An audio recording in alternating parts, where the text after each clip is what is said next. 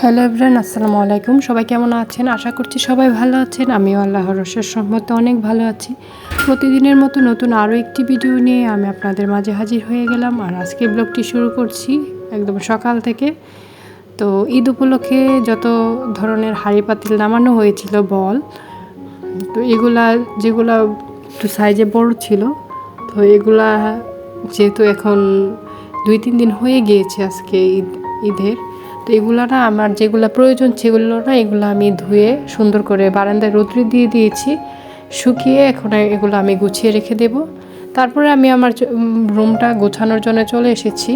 আমি আমার বেডশিটটা উঠিয়ে নিয়েছি, এখন অন্য আরেকটা ভালো বেডশিট বিছিয়ে নিচ্ছি।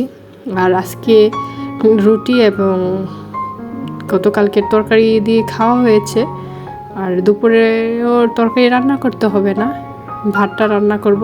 রান্নাবান্নার ঝামেলা তেমন নেই, যার জন্য অন্য কাজগুলো করে নিচ্ছি। আর ভিডিওর শুরুতে সবার কাছে যে কথাটি না বললেই নয়, আমার ভিডিওটি যারা দেখছেন একটি লাইক দিতে ভুলে গিয়েছেন, প্লিজ ভিডিওর শুরুতে একটি লাইক দিয়ে দিবেন।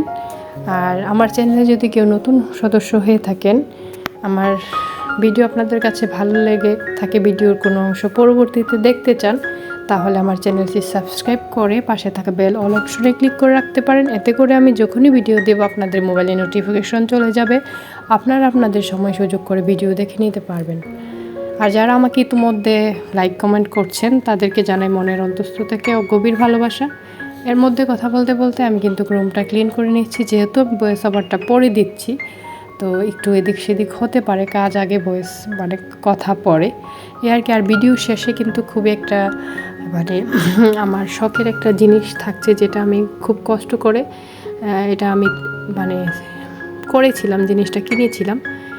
আমি অনেক দিন থেকেই কিছু টাকা জমিয়েছিলাম অল্প অল্প করে, সংসার খরচের টাকা থেকে বাঁচিয়ে, বাচ্চাদের স্কুলের যে টিফিন থাকে ওইটা থেকে বাঁচিয়ে, বা আমার হাত খরচের টাকা থেকে মিলিয়ে ঝিলিয়ে কিন্তু আমি কিছু টাকা সেভিংস করেছিলাম, যেগুলো দিয়ে আমি একজোড় কানের দুল নিয়েছিলাম রেগুলার ইউজ করার জন্য। তো এর মধ্যে অনেক কাপড় জমে গিয়েছিল, গতকালকে অনেক কাপড় ধুয়েছিলাম, আর আজকে এক বালতি কাপড় ধুয়ে নিয়েছি। আর চাল শেষ হয়ে গিয়েছিল, এর মধ্যে চালটাও ঢেলে নিলাম।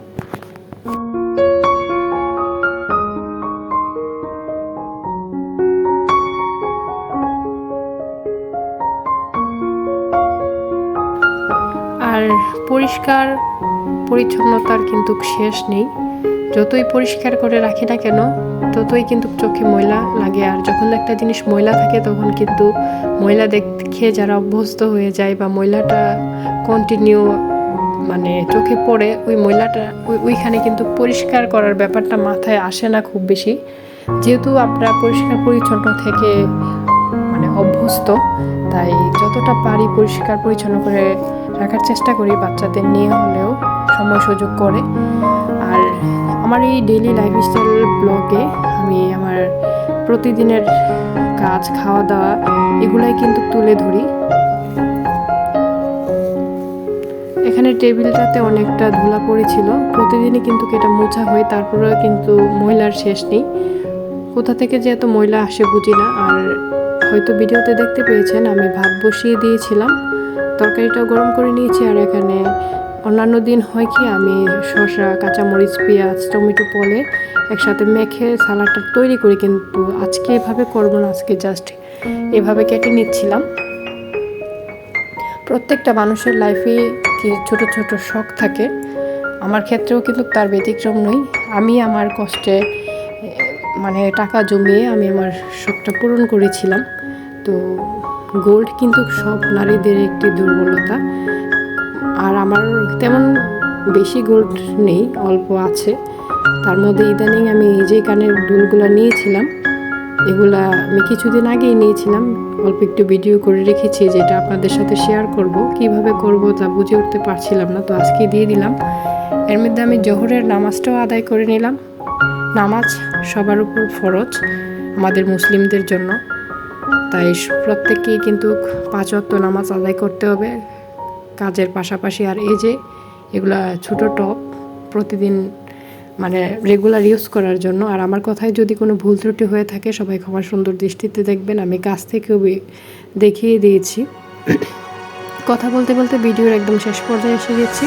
সবাই ভালো থাকবেন, সুস্থ থাকবেন। আজকের ভিডিওটি এই পর্যন্তই। আল্লাহ হাফেজ।